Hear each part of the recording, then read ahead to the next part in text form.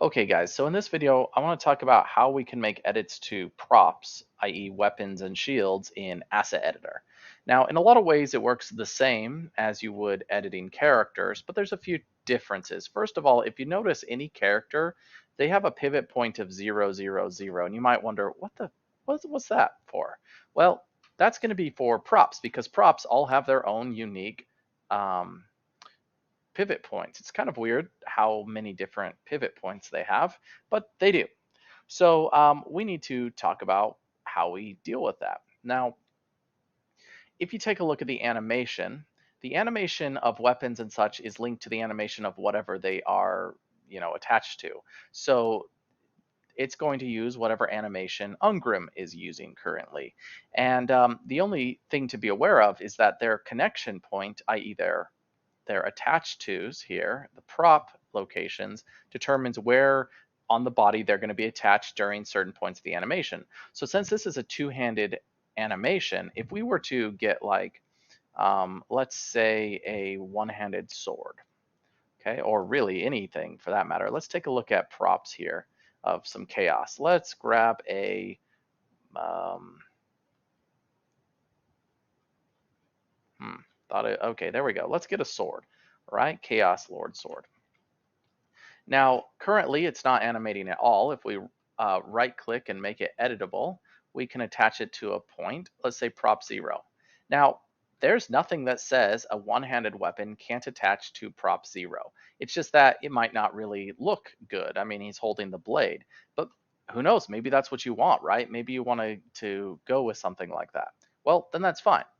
But obviously this isn't really working. And if we were to instead change it to prop 1, which is one-handed weapons, you'll notice that it goes onto his belt, because in this animation of two-handed, if you have a prop in prop 1, it just rides on your belt as a weapon belt. Okay, so how can we make edits to this? Well, let's say we want to, let's say, take a look at, I'm going to remove chaos here. I'm going to go ahead and find the lion people from the high elves. So that would be in variant models HU1D. Let's see, HU1D. There it is. Okay, that's going to be high elves, and we're going to go to props, and we have the Phoenix Guard. No. All right, they're called White Lion's Axe. Okay. So let's go ahead and click and drag this in. Now, this is a two-handed axe, technically speaking, but it's maybe a little small for a dwarf. So let's say animation. You notice we have some issues with this. So let's say we really like this axe handle or the axe head, but we want to put a different handle on it. Well, in that case, maybe we want to do like chaos. So let's say HU1C, and we want to do like a chosen halberd demon prince thing here. Okay, so if we click here, let's say we want to make it more into like a pole axe. So first off, this axe, or the halberd's kind of staff here portion of it, we might want to use that. And maybe we also like this blade. Well, so let's say we want to then take this axe head, put it on this thing here, and also maybe scale it appropriately for the dwarf, because if we take a look here and we were to drag this in, make editable, and attach it to prop 0, we will see that first of all, that's not really working. Okay, there we go. I'm gonna hide the White Lion axe. Okay, this is obviously way too big as well. So I like this axe, the handle, but it's obviously way too big. So what we're gonna do is, first of all, I'm gonna choose something as a reference. So like a good reference point is a weapon that you know works on this. So Ungrim's axe actually works quite well, obviously, because it's his axe. So we're going to go to the props here and take a look at his axe, and I'm going to open it there. And since it is his axe that I'm editing, I'm going to go ahead and open it in that, so that when I save it, it saves as that name.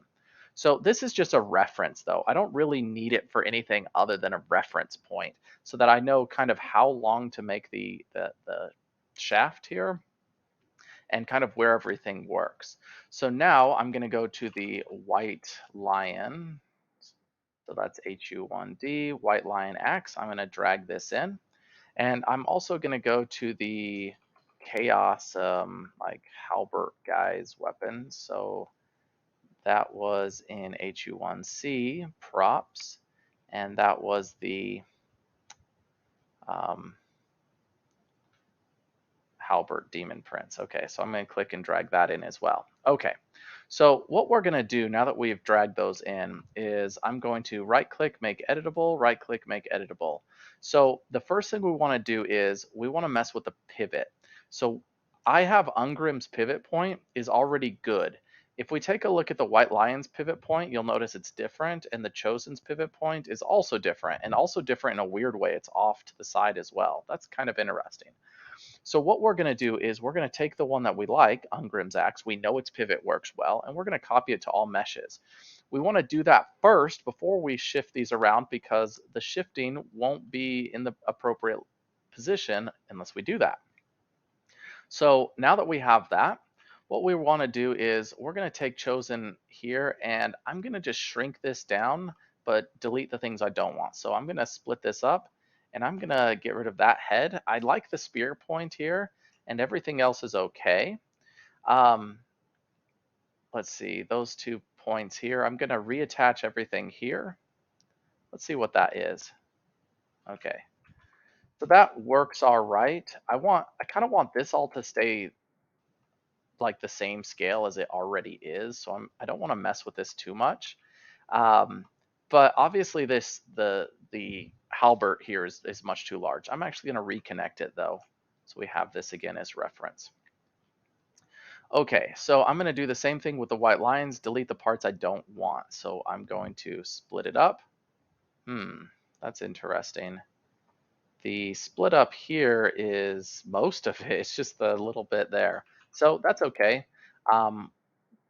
We want to, I'll just hide it for the time being, delete the parts of that, that I obviously do not want, delete those, and show this up. So what we're going to do is hit F2, and we're just going to select the parts that we want to get rid of. So let's say we want to get rid of all of that, and I don't know, I think the rest is okay. Ooh, actually the top here I'm going to get rid of because our other one has that. All right, so that's a little bit better. So now we have the parts that we want from that. Okay, so what we want to do now is we probably want to scale this up just a tad. It just depends. We'll see. But what I want to do before that is I want to get this staff to be the right size and position. So first off, I'm going to move it over so it's in line here. Okay, the next thing I'm going to do is, you know, I might need to shift this down a bit since this is up, but I'm going to first change the scale. So let's go to scale, and I'm going to scale this down by about 0.8 to about 0.8, which is 20% down from what it is. Apply. Okay, that's a little bit better. I'm going to hide the white lion's axe here because it's kind of busy. What's going on here? That looks a lot more in line with the size of the axe that he already uses, so that's pretty good. But again, it's still too long. So what we can do is we can take a look at just it and maybe take a look at its mesh. These positions here, let's actually shift this. So I hit F3 now, and what we can do is we can kind of just move this in. So let's see how that's doing now in length. That's still not enough. I'm going to move it in a bit more so that it's kind of more in line in length here. Okay, so now we kind of have this all set up to the length that I want. So I'm going to hide Ungrim's axe, and I'm going to now work on the high elf axe head portion. It's okay, maybe in size. It might need to be shifted. Well, we need to shift it up for sure. So that looks okay. And actually, I'm actually kind of digging that size. That's pretty good, actually. I don't hate that. Um, it could maybe do with a little bit of an increase. So we'll scale it up by zero point 0.1. So that is 10%. So apply that. Now we are maybe in a little bit better position. The big thing I'm keeping in mind is like, I want it to be pretty centered pretty well. Now it's kind of clipping through here, so I'm gonna go and take a look at it and delete the parts that aren't really necessary. So I'm deleting those. That was a F2 to bring up the little vertexes. Okay, so we're good now pretty much, right? So this is what we want it to look like. So I don't need Ungrim's axe anymore. I'm gonna right click and remove it. And now what we wanna do is we want to generate level of detail, and we're gonna save it. And I've already saved one in my pack file, but that's what the overwrite was just in. Okay, so now we have Ungrim's axe. I'm gonna go ahead and right click, save. So if we go back to Ungrim now and we remove these portions here, and we click and drag Ungrim's new axe into this model, right click, make editable. Both of these have to have their props correctly attached. It's kind of obnoxious because of its bolty part, but that's okay. And now we hit our animation. Okay, so we might say, ooh, okay, now that I look at this, I really want his other hand to be in this position. So what can we do? Well, we're going to want to shift it down. So I want to move this down. Okay, so what we're going to do is go back to Ungrim's axe, and I want to move it in the correct direction. Sometimes it's hard to tell, but up and down is easy. But like left and right, which one's left and which one's right is maybe a little challenging. So we're just going to move it down a bit. Okay, now how far down? I don't know. It just depends. So we're going to generate level of detail, save it again, and see if that was sufficient. Remove, remove, and I'm going to try again. Oops. Click and drag this in, make editable, attach it to prop 0, and attach this portion to prop 0. Okay. And now, all right, that's better. Okay, so maybe I want to center it a bit, so maybe I need to move it up just a tad, but I think that's pretty good. So now he's got this like little poleaxe thing, which is kind of neat. And again, it's not clipping anywhere weird. I mean, any more than he normally would be clipping, and that's an important aspect. Is it clipping no more than it was before? Then we're doing pretty good. So we have this little weapon for him. So how do we actually get this working in game now? Well, what we'd have to do is go to Rusted Pack File Manager, start a new pack file, right click, add from pack file. This is in our data folder. So we want to pull up the campaign variants because that's where the campaign variant mesh definitions are. So Ungrim is one of those campaigns. So lords, legendary lords, heroes, they're in campaign variants. Go to this, let's find Ungrim. Okay, oops, Gungrim, Ungrim. All right, variant mesh definition, Ungrim. So if we take a look at Ungrim here, he is head, body, legs, cape, weapon 1, which is in prop 0. Okay, that's his two-handed axe. Now we like his variant, his metadata, the audio of it. So that's okay. You'll notice that it's calling to a WS model, and we just have a rigid model. So I don't like to change the original. So even though if we take a look in my campaign, my pack here, it is saved as 01, I'm actually going to change it. I'm going to right click, rename. This is 02. So it's now Ungrim Axe 02, and save that. Right click, save as. Okay. So now what I want to do, and this is something to like generate a WS model. There's a little bit of kind of oddity in generating WS models. We'll talk about that in just a bit. But since this has a WS model, we'll want to copy that as well because WS models allow blood to show up on the weapon. So sometimes I just stick with WS models, or I just stick with whatever the original model was using. So if they were using a rigid model, then I just stick with a rigid model because, you know, if they thought it was best, then maybe I'll do that. But when in doubt, you can always just make a WS model. Okay, so we have the variant mesh definition here. I'm going to right click, add from pack file, and my pack file, where I saved my prop in, is my Warhammer 3 reskins model. So that's going to be on I save that on my desktop, Warhammer 3 mods, and then my reskins. And we're going to add from my variant models, HU3 dwarf props, my Ungramax. So I'm going to put that in here. Now, all I have to do to make sure that this weapon is now working is I can go through and change this to 2. And I can change the WS model to a rigid model. But like I said, I'm actually going to make sure that it's a WS model as well. So let's go ahead and save this pack file. And that's in our data, and let's just call it like Andy or test or whatever. I usually do Andy because that's the my name, 1, but 2, it's near the top. Okay, so now that I have that, what I'm going to do is generate my WS model. I'm doing this separate from my reskins because I don't like my reskins being full of WS models as well. I just save WS models directly into my mod that I'm working in. It's just one of those things to keep this from being too full of crap. So what I'm going to do is go to File, and I'm going to open, and this is going to be in my solid state drive, Steam library, Steam apps, common, Warhammer 3 data, and I'm going to open my pack file, my Andy pack file. And in this, we have the model that we're actually working with here, this prop. Okay, I'm going to open it.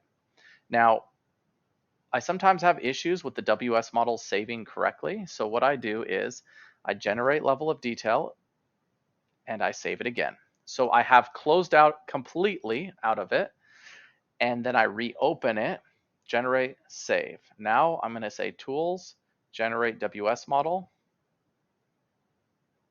and we're good. That works for me. Don't ask me why that works, but it does. So now we've saved. We have the rigid model and the WS model in our thing. They're not overwriting any original ones because I changed them to O2.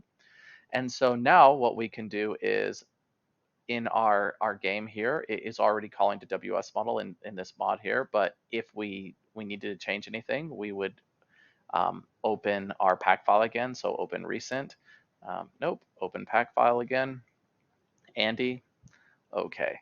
So now we have our variant mesh definition.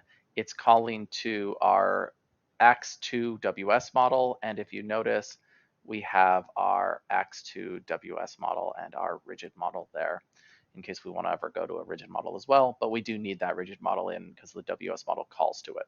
So that is now going to show up properly in game, and it's not flying in any weird place. It's not held in a weird position. It's held exactly where we expect it to. And if you notice, going back to this model, even though I opened it as Ungrim's Axe, one for the naming convention, but the other reason I did that was just so that I had it as reference, so I could copy its pivot point since we knew its pivot point worked. Even though we're not actually using any model portions of his original axe, I still like to copy a pivot point from a model I know works and use it as reference for the rest of it. That way it gives me close to the props that I'm working on. So that is how we edit props in Warhammer 3. A few things to note, well, mainly one thing to note. I talked about it in my basics of animation video, but if you are editing a ranged weapon, many animations, not all animations, but many animations of ranged weapons actually call to a specific prop in the animation of shooting. So you might change the weapon of a character to be some new bow, for example. And in the animation, it will look fine, like everything works well until the character goes to shoot the bow, in which case, when they go to shoot, it switches models back to the original. That's because in the animation's metadata, the prop in that portion of it is defined as the prop, the original prop. And so if you want to change the animation to work in to show the correct bow. Again, not all ranged weapon animations. It's weird. It's inconsistent, but many of them do this. You'll have to also edit those animations and create your own new animation and edit the props. So that's done in Dietrich's video. He edited props in the animations metadata. So I linked it in the video about the basics of animation. So you can check his video out over that.